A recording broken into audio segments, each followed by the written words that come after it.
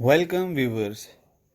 आज की tele ERP.9 की ऑनलाइन क्लास में हम सीखेंगे purchase order cycle. As we have discussed earlier, हम पहले ये डिस्कस कर चुके हैं ERP क्या होता है, ERP का फंक्शन क्या होता है और ERP कैसे इंटीग्रेट करता है डिफरेंट डिपार्टमेंट्स को। आज हम ये सीखेंगे। हर डिपार्टमेंट में, हर बिजनेस के हर डिपार्टमेंट का अपना एक रोल होता है। उसी तरह एक डिपार्टमेंट जो परचेजेस करता है बिजनेस के लिए, उसको ERP कैसे इंटीग्रेट करता है डिफरेंट डिपार्टमेंट्स के साथ। तो हमारे पास जो ERP टूल है वो है टेली ERP.9। इसका मतलब ये है कि हम टेली ERP.9 के थ्रू हम ये लर्न करेंगे कैसे एक complete purchase order cycle complete होता है।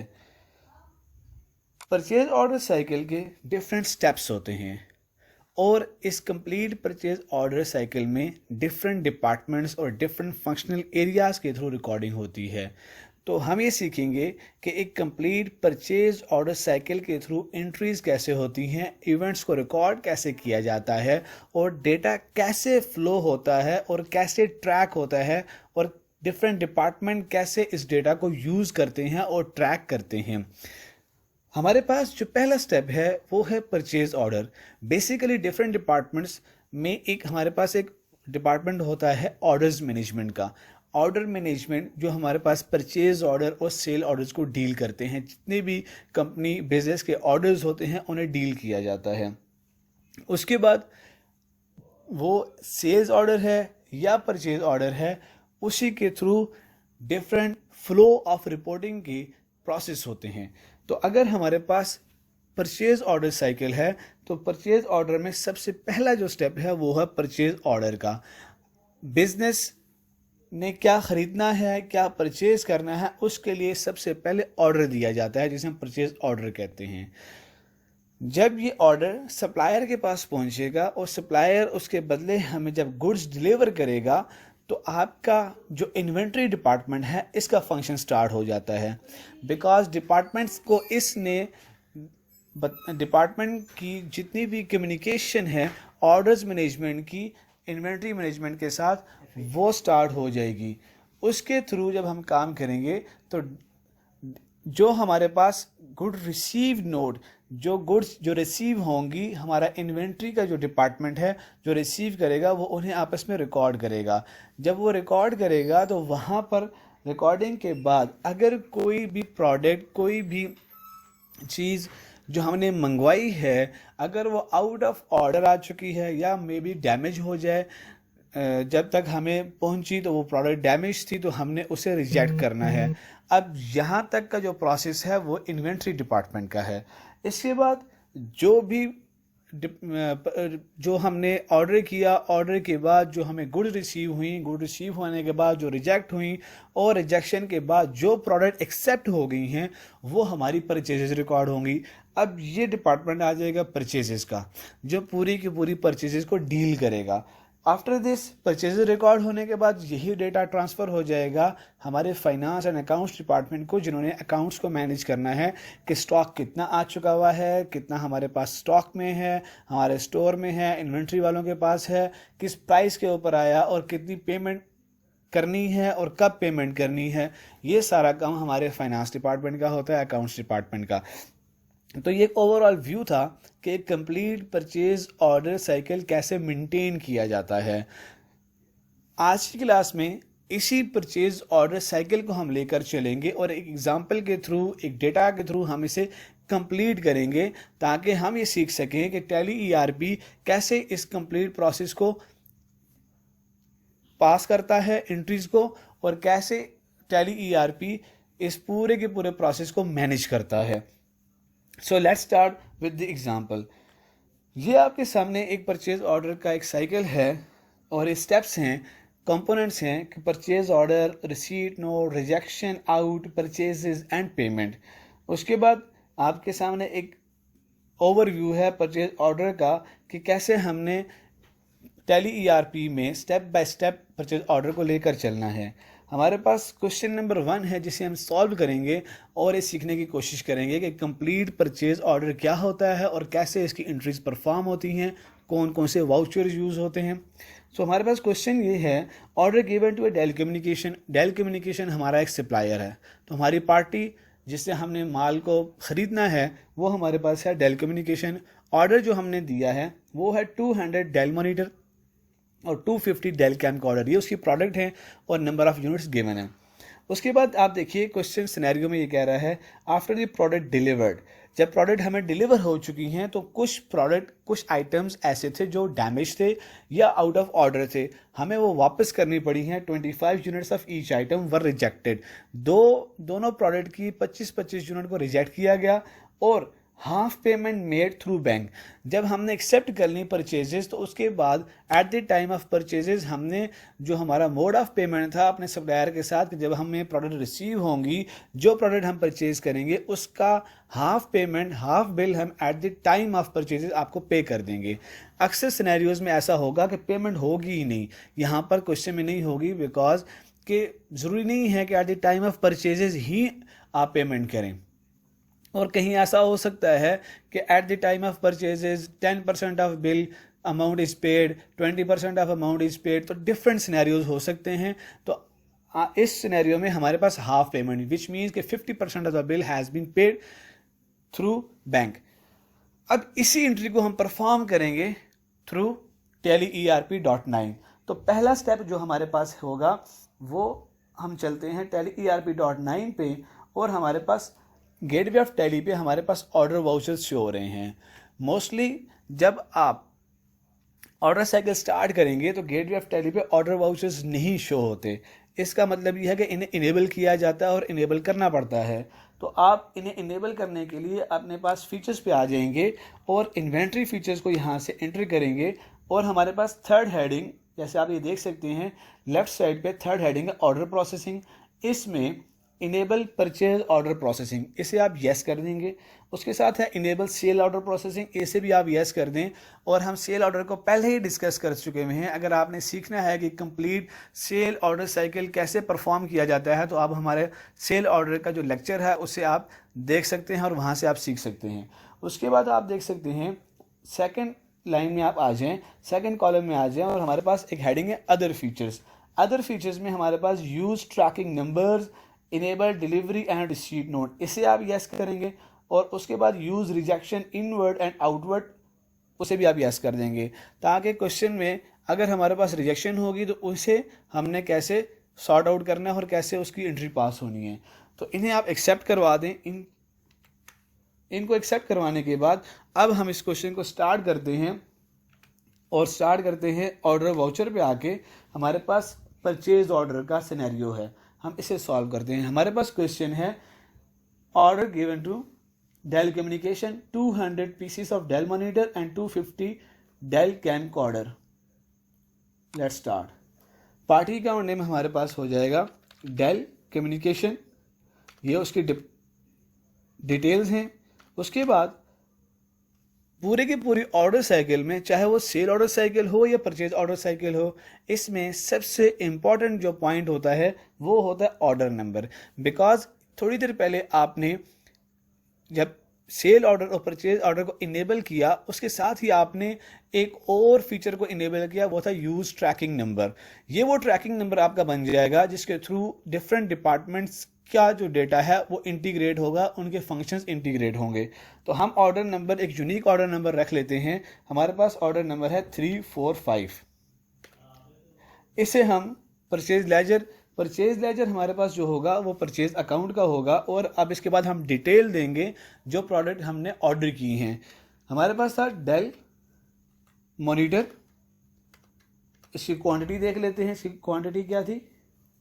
हमारे पास मॉनिटर थे 200 यूनिट्स, तो हम यहाँ पे क्वांटिटी देंगे 200 यूनिट्स की और ऑटोमेटिकली उसने प्राइस को उठा लिया। ये वो प्राइस है जो हमने अपनी इन्वेंट्री या स्टॉक मैनेजमेंट के टाइम परचेज प्राइस दी थी सिस्टम में। अगर आपके पास न्यू प्राइस है परचेज प्राइस तो आप यहाँ पे वो प्राइस दे सकते हैं। उसके बाद आप इसे एंटर करेंगे और एक प्रोडक्ट आपकी सिलेक्ट होगी जिसका आपने ऑर्डर दिया। उसके बाद हमारे पास दूसरी जो प्रोडक्ट है वो है डेल कैमकॉर्डर। डेल कैमकॉर्डर उसकी क्वांटिटी हमारे पास थी 250 यूनिट्स, ये गिवन है सिनेरियो में, और प्राइस जो हमने परचेज प्राइस गिवन दी थी सिस्टम के अंदर जब हमने स्टॉक को मैनेज करने के लिए इनको रिकॉर्ड किया था। ये दोनों प्रोडक्ट हमने यहाँ पे सिलेक्ट कर दी और यहाँ पे इसको टोटल कर लिया। और अगर आप यहाँ पे नरेशन देना चाहें तो आप नरेशन दे सकते हैं, purchase order given to Dell communication dated, जो भी आप डेट देना चाहें, बिकॉज डेट वैसे भी ऑटोमेटिकली यहाँ पे वाउचर की जनरेट हो रही है। आप यहाँ पे इसे एक्सेप्ट करवा दें। तो पहला जो स्टेप था हमारे पास परचेज ऑर्डर साइकिल का, वो हमारे पास कंप्लीट हुआ, परचेज ऑर्डर। उसके बाद जो हमारे पास दूसरा जो वाउचर यूज़ होता है परचेज ऑर्डर में वो होता है रिसीट नोट। रिसीट नोट क्यों यूज़ होता है? जब भी आपने अपनी प्रोडक्ट का ऑर्डर दिया, ऑर्डर देने के बाद जब सप्लायर ने आपको गुड्स प्रोवाइड की तो आपके स्टोर डिपार्टमेंट ने अपने पास इनको रिसीट नोट के थ्रू रिकॉर्ड करना है कि कौन कौन सी प्रोडक्ट को रिसीट किया गया। इस रिसीट नोट को आप मैच करेंगे या रिकंसाइल करेंगे ऑर्डर के साथ, ताकि जो ऑर्डर मैनेजमेंट ने जो ऑर्डर प्लेस किया था क्या वही प्रोडक्ट जो हैं वो हमारे पास रिसीट होने के लिए आई हैं। तो अब दूसरा जो स्टेप है वो है रिसीट नोट के थ्रू जो गुड रिसीव हो रही हैं उन्हें मेंटेन करना और उन्हें अपने पास रिकॉर्ड करना। इन्वेंट्री वाउचर्स पे आ जाएंगे और उसके बाद इसे रिसीट नोट के थ्रू हम रिकॉर्ड करेंगे। रेफरेंस नंबर यहाँ पे देना चाहें तो आप उसी ऑर्डर नंबर को यहाँ पे रेफरेंस नंबर भी रख सकते हैं, ताकि ये पता चले, ये डिपार्टमेंट को ये पता चलना चाहिए कि किस ऑर्डर नंबर के थ्रू हमारे पास जो डेटा आ रहा है इसका रेफरेंस नंबर क्या है। तो हमारे पास जो ऑर्डर नंबर हमने रखा था वो था 345। Party account name Dell communication. Dell communication हमारे पास जो हमारा ऑर्डर नंबर है वो है 345 और एंड लिस्ट कर देंगे। आप देखेंगे कि जो ऑर्डर परचेज ऑर्डर डिपार्टमेंट ने प्लेस किया, अपने सप्लायर को जो भेजा, वो ऑटोमेटिकली रिसीट नोट में हमें शो हो रहा है। सिर्फ बेसिकली जो हमारे पास टैली ईआरपी का जो हमारे पास फीचर है वो है यूज ट्रैकिंग नंबर। हमने सिर्फ उस ट्रैकिंग नंबर को ट्रैक किया 345 को और हमारे पास वो डेटा हमारे सामने आ गया जो परचेज ऑर्डर ने हमने सप्लायर को दिया था। उसके बाद इसे एंटर करेंगे और इन्हें वेरीफाई करेंगे। Order number tracking number 345, order number 345, godown कोई भी रख सकते हैं, हमारे पास दिल्ली बाज़ार है। उसके बाद 200 पीसीस, क्या 200 पीसीस ही ऑर्डर किया गया था, इसी प्राइस के ऊपर हमने दिया था ऑर्डर, और ये इसको एंड लिस्ट कर देंगे। एक प्रोडक्ट सिलेक्ट होने के बाद दूसरी प्रोडक्ट को सिलेक्ट करेंगे और इसे वेरीफाई करेंगे। ये बेसिकली जितनी भी वर्किंग है ये आपका इन्वेंट्री डिपार्टमेंट कर रहा होता है। 345 ऑर्डर नंबर, क्वांटिटी 250 यूनिट्स दी गई थी, ये हमारे पास उसकी परचेज प्राइस थी, और इसको एंड लिस्ट कर देंगे। उसके बाद इसको एक्सेप्ट करवा देंगे। ये आपका दूसरा जो स्टेप था परचेज ऑर्डर साइकिल का वो ये था रिसीट नोट। पहला परचेज ऑर्डर प्लेस किया, उसके बाद जो गुड्स आपको रिसीव हुई उनको आपने सिस्टम के अंदर रिकॉर्ड किया, इसको एक्सेप्ट करवा देंगे। इसके बाद हम देखते हैं हमारे पास थर्ड स्टेप क्या है। हमारे पास जो थर्ड स्टेप है वो है रिजेक्शन आउट का। रिजेक्शन आउट बेसिकली क्या है कि जैसे पहले हमने डिस्कस किया कि जो प्रोडक्ट रिसीव हुई हैं उन्हीं प्रोडक्ट को हमने रिकंसाइल करना है अपने परचेज ऑर्डर के साथ। अब ड्यूरिंग द रिकंसाइल हमने ये देखा कि कुछ प्रोडक्ट ऐसी हैं जो हमने ऑर्डर नहीं की थी और वो प्रोडक्ट हमें डिलीवर हो गई, और कुछ प्रोडक्ट ऐसी थी जो डैमेज हो गई। हमारे तक पहुंचने से पहले वो प्रोडक्ट हमें डैमेज मिली हैं, तो कुछ प्रोडक्ट हैं इन्हें हमने रिटर्न करना है। तो इसकी जो एंट्री होगी इसे हम कहते हैं रिजेक्शन आउट। हम सिनेरियो में देखते हैं कि कितनी ऐसी प्रोडक्ट्स हैं जो रिजेक्ट हुई। आफ्टर द प्रोडक्ट डिलीवर, आप क्वेश्चन में देखिए 25 units of each items were rejected. तो हमने जब रिसीव करने के बाद जब हमने उन्हें रिकंसाइल किया अपने परचेज ऑर्डर के साथ, तो अब हमने उन्हें वापस करना है, ये डैमेज हैं और आउट ऑफ ऑर्डर हैं। अब सिस्टम इसको कैसे रिकॉर्ड करेगा, हम ये देखते हैं कि हमारे पास जो वाउचर है इसको रिकॉर्ड करने के लिए वो हमारे पास है इन्वेंट्री वाउचर्स में आ जाएंगे, और रिजेक्शन आउट के थ्रू हम इसे रिकॉर्ड करेंगे। रिजेक्शन आउट में हमारे पास जो पार्टी है वो है डेल कम्युनिकेशन, जिससे हमने परचेज किए थे, और उसके बाद प्रोडक्ट हमारे पास डेल मॉनिटर, ऑर्डर नंबर था 345, गोडाउन दिल्ली बाजार, और इसकी जो क्वांटिटी है यहाँ पे चेंज करेंगे, number of units you are rejecting, इसकी परचेज प्राइस ये थी और इसको एंड लिस्ट कर देंगे। उसके बाद यहाँ पर वाउचर पे आके हम दूसरी प्रोडक्ट को सिलेक्ट करेंगे, डेल कैमकॉर्डर यहाँ पर सिलेक्ट किया है, इसका ऑर्डर नंबर 345 दिल्ली बाजार, और इसके भी 25 यूनिट्स ही हमने सिलेक्ट किए हैं जो हमने रिजेक्ट करने हैं। उसके बाद इसको एंड लिस्ट करेंगे और यहाँ पर आप इसे नरेशन दे सकते हैं अगर आप देना चाहें, इसको एक्सेप्ट करवा लेंगे। ये हमारा तीसरा स्टेप था, परचेज ऑर्डर, उसके बाद रिसीट नोट, और अगर प्रोडक्ट रिजेक्ट करनी है तो रिजेक्ट कैसे होंगी, वो रिजेक्शन आउट के थ्रू रिजेक्ट होंगी। ये हमने यहाँ पर रिकॉर्ड कर लिए तीनों स्टेप्स। उसके बाद हम देखते हैं हमारे पास जो साइकिल में, परचेज ऑर्डर साइकिल में जो 4th स्टेप है वो है परचेजेस का। यहाँ पर परचेजेस क्यों रिकॉर्ड हो रही है, क्वेश्चन ये है, बिकॉज हमने जब ऑर्डर प्लेस किया, ऑर्डर प्लेस करने के बाद जब हमारे पास गुड रिसीव नोट में जो हमने गुड्स रिसीव के बाद जब हमने अपनी प्रोडक्ट जो रखनी थी अपने पास वो रख ली, और जो रिजेक्ट करनी थी वो रिजेक्ट कर चुके हैं, तो जो प्रोडक्ट हमने एक्सेप्ट की हैं वही हमारी परचेजेस रिकॉर्ड होंगी। तो अब जो परचेजेस रिकॉर्ड होंगी ये बेसिकली अकाउंटिंग वाउचर के थ्रू रिकॉर्ड होंगी। तो अब हम आ जाएंगे अकाउंटिंग वाउचर्स में, बिकॉज अकाउंटिंग वाउचर का ही ये वाउचर है परचेजेस का। तो यहाँ पर आ जाएंगे परचेजेस। उसके बाद पार्टी अकाउंट नेम हम डेल कम्युनिकेशन को ही रख लेंगे, और हमारा जो ऑर्डर है, अब बेसिकली ये जो स्टेप है ये आपका परचेज डिपार्टमेंट इस डेटा को यूज़ कर रहा है। हम ओवरऑल साइकिल को जब देखते हैं तो परचेज ऑर्डर मैनेजमेंट का डिपार्टमेंट है, उसके बाद इन्वेंट्री के डिपार्टमेंट इसे रिसीव भी करते हैं और रिजेक्ट भी करते हैं, और परचेजेस में आपके पास परचेजेस रिकॉर्ड हो रही हैं। उसके बाद ये एंड लिस्ट कर दें इसे, और देखिए automatically units after the rejection आपके पास डेटा परचेज डिपार्टमेंट के पास आ गया। आप देखिए डेल मॉनिटर ओवरऑल जो क्वांटिटी जब हमने दी थी, ऑर्डर दिया था, वो 200 यूनिट्स के थे, but after the rejection of 25 pieces आपके पास 175 पीसेस शो हो रहे हैं परचेजेस में। उसके बाद दूसरा जो हमारे पास प्रोडक्ट था वो डेल कैमकॉर्डर, उसकी 250 यूनिट्स का ऑर्डर दिया था, 25 यूनिट्स रिजेक्ट हुए और 225 यूनिट्स परचेजेस में आ रहे हैं।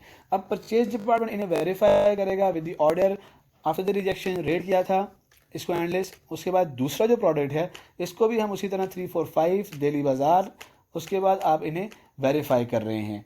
ये परचेजेस का काम है। परचेजेस जो रिकॉर्ड होंगी वो परचेज वाउचर के थ्रू होंगी। अभी तक 4 स्टेप कंप्लीट किए हमने। पहला था हमारे पास सेल्स ऑर्डर, दूसरा रिसीट परचेज ऑर्डर, उसके बाद हमारे पास था रिसीट नोट, फिर हमारे पास था रिजेक्ट आउट, और उसके बाद था हमारे पास परचेजेस। अब देखिए इस पूरे के पूरे साइकिल में हम डेटा खुद से इतना इंटर नहीं कर रहे जो हमने परचेज ऑर्डर के टाइम पे जो डेटा इंटर किया। उसके बाद हम इसका जो टैली ईआरपी का जो फीचर है वो है ट्रैकिंग नंबर। हम ट्रैकिंग नंबर हमारा ऑर्डर नंबर हम उसी को लेके चल रहे हैं, और डिफरेंट डिपार्टमेंट में वही ऑर्डर नंबर फ्लो हो रहा है, और उसी को ट्रैक करते हुए उनके पास डेटा ऑटोमेटिकली जनरेट कर रहा है सिस्टम कि कितना ऑर्डर दिया था, कितना रिसीव किया, कितना रिजेक्ट हुआ, और कितनी परचेजेस आपने रिकॉर्ड करनी है। ये आइटम थी, ये आपने रिकॉर्ड करनी है, ये परचेजेस रिकॉर्ड होंगी। अब ये हमारे पास एक कंप्लीट एंट्री थी परचेज की। अब परचेज में आप बिल देख सकते हैं 99,375 ये आपके पास टोटल बिल की अमाउंट है। अब हमने जब क्वेश्चन को उठाया तो हमारे पास जो अमाउंट जो सिनेरियो था वो ये था कि हमने हाफ ऑफ द अमाउंट जो है उसको हमने पे करना है। तो हाफ ऑफ द अमाउंट को जब हम पे करेंगे तो क्वेश्चन में ये था कि थ्रू बैंक हम इसे पे करेंगे। बैंक आप कोई भी रख सकते हैं, बैंक के थ्रू आप पे करेंगे। हमारे पास जो बैंक था वो था हमारे पास स्टैंडर्ड चार्टर्ड बैंक, कोई भी बैंक हो सकता है, सिर्फ एंट्री को यहाँ पे यूज़ करने के लिए। मैं पहले ही आपको बता चुका हूँ कि ज़रूरी नहीं है कि at the time of purchases he payment होगी, सिनेरियो में कुछ भी गिवन हो सकता है। इसका मतलब ये है कि कोई भी अमाउंट हो वो 10% भी हो सकती है, 5% भी हो सकती है ऑफ द बिल, और हाफ ऑफ द पेमेंट भी। तो हमने हमारे जो सिनेरियो में जो अमाउंट थी वो थी half of the payment will be paid eight the time of purchases. तो इसे एक्सेप्ट करवा देंगे और फिर पेमेंट के वाउचर से हम लास्ट स्टेप को कंप्लीट करेंगे।